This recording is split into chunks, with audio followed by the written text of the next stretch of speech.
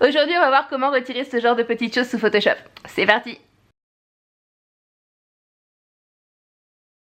Bonjour à toutes, bonjour à tous et bienvenue sur Apprendre la photo de portrait. Je suis très contente de vous retrouver donc pour la 24e vidéo de mon défi, une vidéo par jour pendant 30 jours. Et aujourd'hui on se retrouve pour la toute première vidéo dédiée à un espèce de petit tuto Photoshop en post-traitement. Alors je sais que vous m'avez demandé de faire ce type de vidéo post-traitement, Lightroom, Photoshop, voire même d'autres logiciels de post-traitement depuis déjà, je crois, le début du défi. Mais en fait, je croule sous les idées. Regardez. Tous les soirs, avec vos commentaires, vos questions, je note en fait toutes les suggestions de vidéos que vous me donnez. Et donc là, je dois avoir peut-être un programme déjà pour l'année. Donc j'essaye de faire au mieux, j'essaye de faire selon mes envies, etc., etc.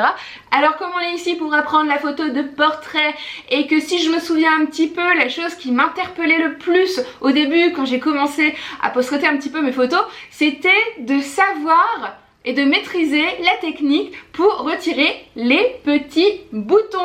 Et donc je me suis dit que ça pouvait être super sympa de commencer par là parce que déjà d'une, c'est hyper simple, de deux, c'est hyper visuel parce que en une seconde, vous voyez la différence, et de trois, ça peut pas faire de mal au complexe de vos modèles parce que comme on en a déjà parlé dans la vidéo du post-traitement, tout ce qui est lié à l'apparence de la modèle, donc grain de beauté, etc., on laisse, mais tout ce qui peut être en fait retiré avec le temps comme les boutons, etc., on retire, hein, de mon point de vue, on est d'accord. Donc je me suis dit que pour commencer, c'était pas mal de parler boutons. Alors personnellement je traite cette étape sous Photoshop, donc je vais vous montrer comment faire sous Photoshop, mais bien évidemment il est tout à fait possible de le faire sur Lightroom, sur GIMP, sur d'autres logiciels. Voilà, je vous montre moi tout simplement ma façon de faire, mais bien évidemment il y en a plein d'autres. Comme je n'ai pas de modèle sous la main, j'ai pris ma petite palette de maquillage, mes petits pinceaux et oui, ne vous enfuyez pas, je vais jouer pendant 15 secondes à la youtubeuse beauté pour me créer plein de vilains boutons sur la tête. Alors, c'est parti. Hop, hop, hop, hop, hop. Ah ouais, bouton au coin des lèvres là, là. Souvent ça c'est embêtant. Je vais en mettre aussi au coin du nez parce que c'est des coins où c'est compliqué à, comment dire, à retirer au niveau du post-traitement. Et puis je vais faire style un sourcil mal épilé. Voilà. Parce que ça m'interpelle toujours. Il y a plein de modèles photo. Et je sais pas, quand on est modèle photo, on doit logiquement avoir une certaine attention particulière à avoir sur son visage, et il y a plein de modèles photos dont les sourcils ne sont pas épilés. Je suis désolée mesdemoiselles, mais s'épiler les sourcils, se créer une belle ligne de sourcils, c'est hyper important. Et donc ça coûte 7 € si vous allez à l'esthéticienne, enfin je sais pas, 7 €, voilà, c'est hyper abordable. Et sinon, on a tous une pince à épiler à la maison, voilà, et franchement, si vous faisiez l'effort de bien vous épiler les sourcils, voire même de les retracer avec un crayon, etc., je vous promets, au niveau déjà du rendu du portrait, ça serait beaucoup plus joli, et au niveau du post-traitement, on gagnerait aussi notre temps, parce que combien de fois j'ai retiré les petits poils qui dépassaient, combien de fois j'ai redensifié les sourcils pour avoir vraiment un regard bien appuyé, et si vous aviez pris le temps de faire ça, ça m'aurait économisé plusieurs minutes précieuses de post-traitement. Alors je vais aussi peut-être faire amplifier les rides là. Là.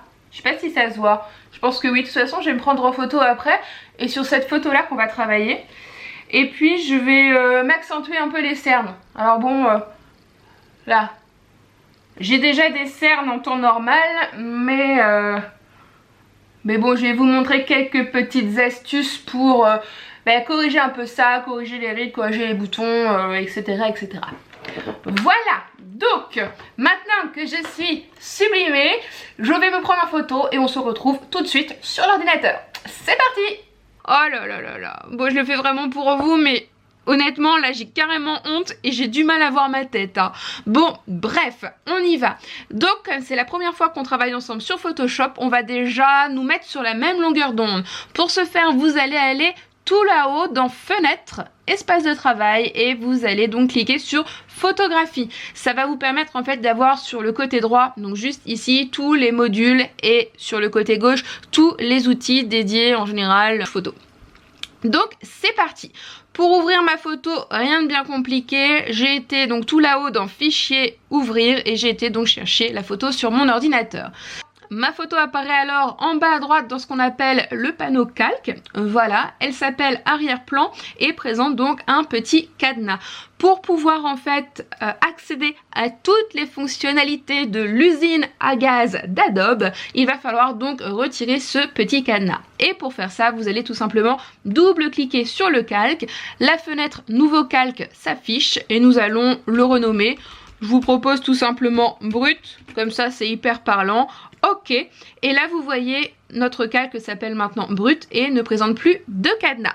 C'est donc parti pour travailler. Donc pour pouvoir accéder à notre avant et à notre après, nous allons donc commencer par dupliquer ce calque. Pour ce faire, un clic droit dessus qui ouvre donc une nouvelle fenêtre et vous sélectionnez dupliquer calque. Alors, une nouvelle fenêtre dupliquer le calque s'affiche et là je vous propose qu'on le renomme donc bouton et on clique donc sur OK. Nous avons maintenant en bas à droite deux calques, le calque brut, le calque bouton et donc je vous propose que l'on travaille donc sur le calque bouton pour effectuer nos premières retouches. Est-ce que vous me suivez? J'ai l'impression d'avoir été un petit peu vite, mais bon, la plupart d'entre vous, je pense, maîtrisent cette étape. C'était juste un petit rappel au cas où. Allez, on continue. Alors, selon moi, il existe 3 outils à utiliser au besoin pour corriger les boutons et les petites imperfections.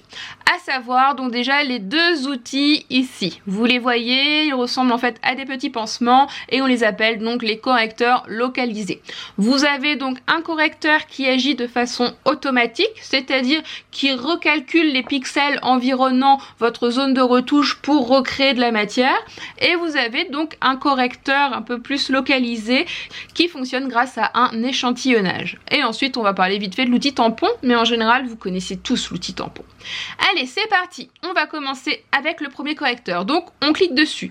Donc, vous voyez, en cliquant dessus, le pointeur de ma souris se transforme en petit cercle. Petit cercle dont je peux faire varier la taille, bien évidemment, en cliquant tout là-haut sur épaisseur. Donc, ce que je vous conseille, moi, c'est de prendre un cercle un petit peu plus gros que votre bouton pour pouvoir vraiment recouvrir la zone à retoucher. Et en fait, vous passez dessus.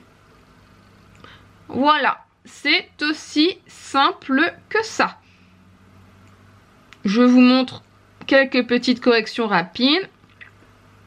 Voilà, je pense que même sur la lèvre, voilà, on peut se permettre.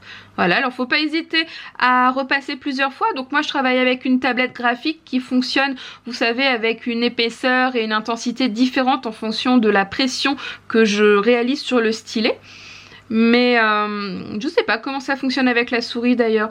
Vous travaillez avec une tablette graphique ou avec une souris, vous? Ça vous intéresserait que je vous présente ma tablette graphique? Parce qu'elle coûte pas cher et franchement elle est nickel, hein. Voilà, donc là je me teste même au coin de la bouche et c'est pas si mal que ça, hein. J'aurais dit qu'il fallait plutôt partir sur autre chose, mais là c'est pas fait pour me déplaire. Donc allez, continuons, on va essayer peut-être le dernier petit point là-haut. Ouais, c'est pas mal du tout.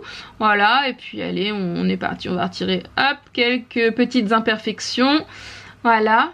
Oh là là, mais quand on se voit en gros plan, on se rend compte à quel point notre peau n'est pas parfaite, hein. On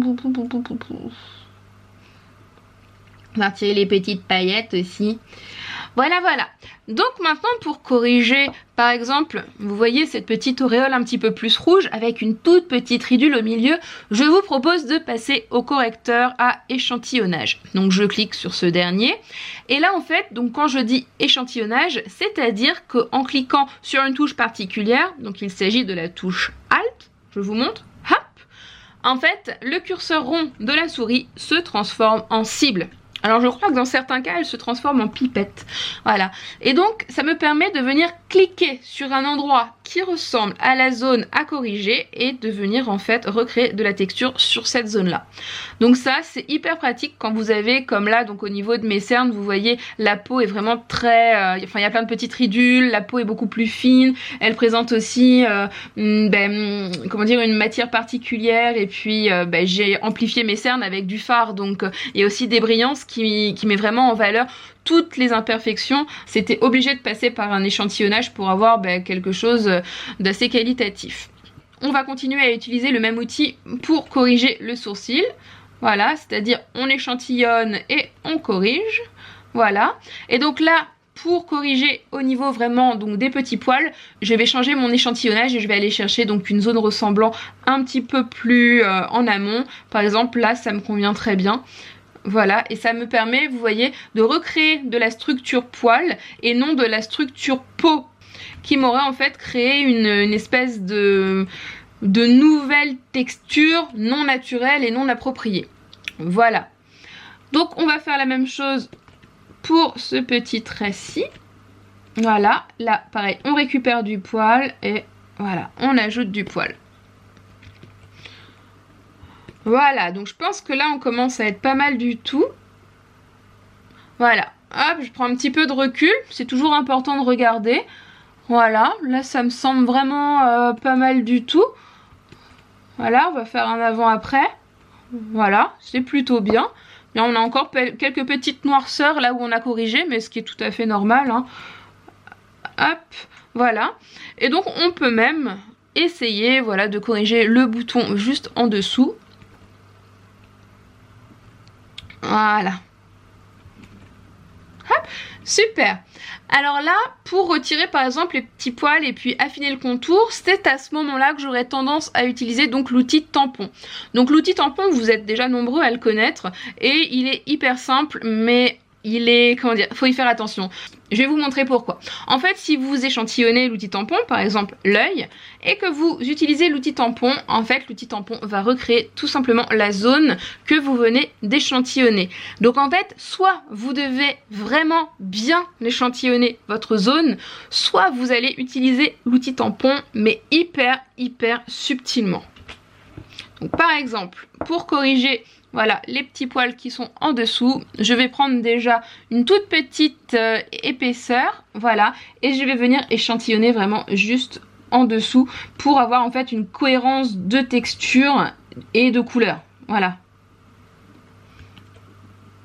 Sinon en fait j'aurais des risques en fait de me retrouver avec des choses vraiment très bof. Hop. Donc là, je sais pas si vous voyez, mais j'y vais vraiment, mais hyper finement, quoi. Voilà, on peut faire la même chose sur les petits poils qui sont devant pour créer une forme un petit peu plus carrée, parce que c'est tendance, quoi. Et donc si je veux redessiner mon sourcil, parce que vous voyez, là, c'est comme s'il s'arrêtait, je vais plutôt reprendre l'outil correcteur localisé. Voilà, pour faire quelque chose d'un petit peu plus naturel, encore une fois. Voilà, donc là vous voyez j'ai plusieurs éléments qui se superposent et puis qui se ressemblent. Donc là je vais venir repasser plusieurs fois jusqu'à ce que j'obtienne un résultat vraiment naturel.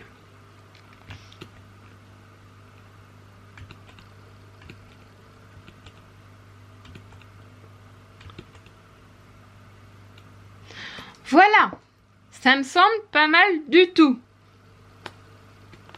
On pourrait peut-être revoir encore un petit peu là à l'intérieur. Mais bon, en même temps, mon sourcil était dégarni, donc naturellement, ça pourrait donner quelque chose comme ça, hein.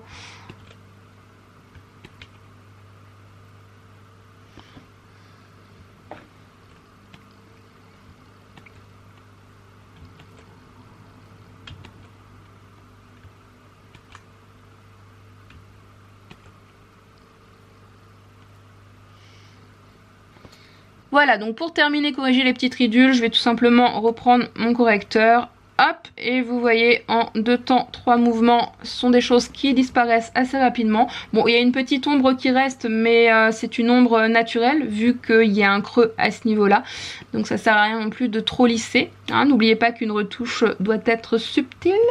C'est difficile de faire une retouche subtile parce que des fois on a l'impression que tout fonctionne bien et au final on se rend compte quelques temps après que c'était pas si bien que ça. Voilà. En gros, on a l'impression qu'il y a encore des taches foncées, mais moi qui connais un peu ma tête, au naturel, ça ressemble un petit peu à ça. Bon, et puis il nous reste celle au coin du nez, donc là je vais reprendre l'outil tampon, hop, je vais échantillonner juste à côté, et puis ben voilà, je vais venir, hop, et je vais venir donc corriger subtilement en finissant par un petit outil correcteur.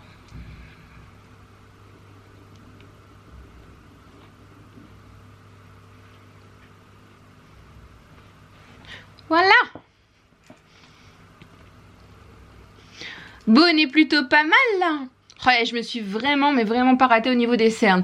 Donc ce que je vous propose, c'est qu'on en reste là pour aujourd'hui, parce que la vidéo, je pense, va déjà être assez longue, et parce que je vous ai déjà donné quelques petites informations, et que je reprenne la même photo un petit peu plus tard, quand vous le souhaitez, pour que je vous explique comment justement corriger ces cernes là, et puis essayer de revoir un petit peu le teint pour que ça soit un petit peu plus joli. Voilà, donc en résumé, outils correcteurs et tampons à utiliser en association l'un après l'autre en fonction des situations pour essayer d'avoir un résultat naturel et subtil.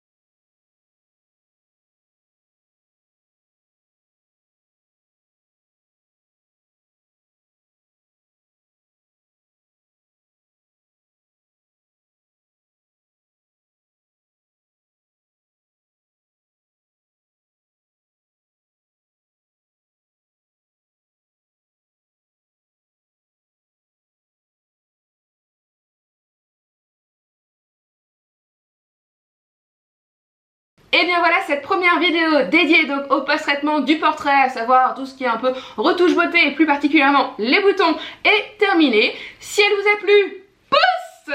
N'hésitez pas également à commenter, n'hésitez pas à partager la vidéo, n'hésitez pas à vous abonner. Et je vous donne rendez-vous d'une part sur mon blog apprendre-la-photo-de-portrait.fr, sur mes réseaux sociaux Facebook, Insta, etc. Et je vous donne rendez-vous donc demain à 18 h pour une nouvelle vidéo. Allez, ciao! Pour aller plus loin, je vous donne rendez-vous sur mon blog apprendre-la-photo-de-portrait.fr où vous pourrez télécharger un catalogue de plus de 150 poses pour vous aider lors de vos shootings et ne plus jamais tomber en panne d'inspiration. Je vous invite également, si ce n'est déjà fait, à vous abonner à la chaîne YouTube Apprendre la photo de portrait pour ne plus rater aucune vidéo et suivre toute mon actualité. Je vous remercie pour votre soutien, pour votre fidélité et je vous dis bien évidemment à très vite.